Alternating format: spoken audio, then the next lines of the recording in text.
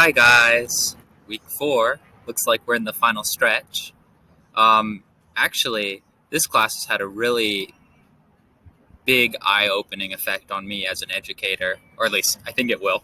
I think designing different classrooms based on your students is really profound. Um, in most of the classes I've had, they've been pretty standard top-down instructional classes, even in college. I know that we're mostly studying for teaching, younger students, but I think a lot of it is applicable for higher education also. Um, just really how to engage your students. So I think the first one, or, if you want to count that ramble as a first one, is really about using formative education. So, adjusting curriculum based on the class that you have or that I have is huge.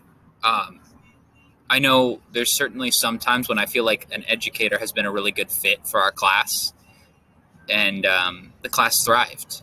And then there were other times when a teacher would use a very hands-off approach, like in English, like, okay, just read and we'll talk about it.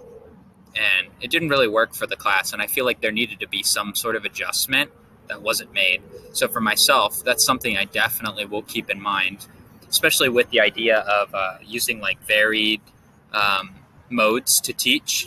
Um, I know having like how do you say, like an arsenal of different things for a particular lesson or standard would be huge.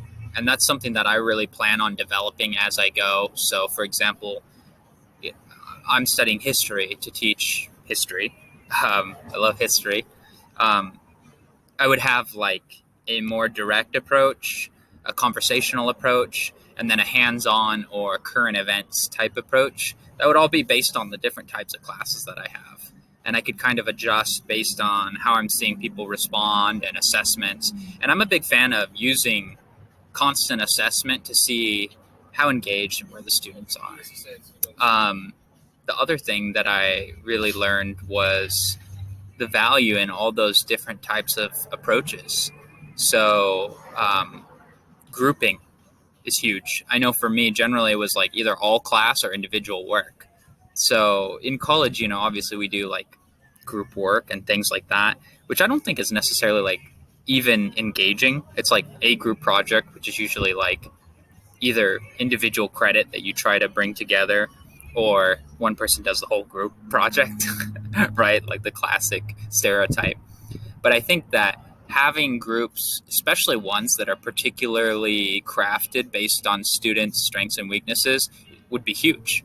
Um, I know for me personally, I've had experiences where a dynamic of a group really benefited my understanding and my knowledge. Because I definitely have a very specific way that I like to learn.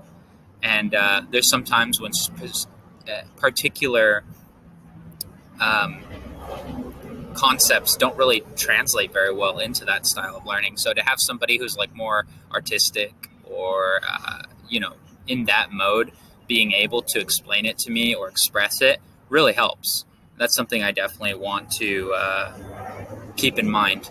Um, the last thing, I mean, there was actually so many things that I learned, but the last thing that I thought about really was custom tailoring approach based on students, especially diversity and stuff like that is important, definitely. And as somebody who came from a diverse background, I see the value in that. And I don't think that's going to be a problem for me. More so, how do I put this?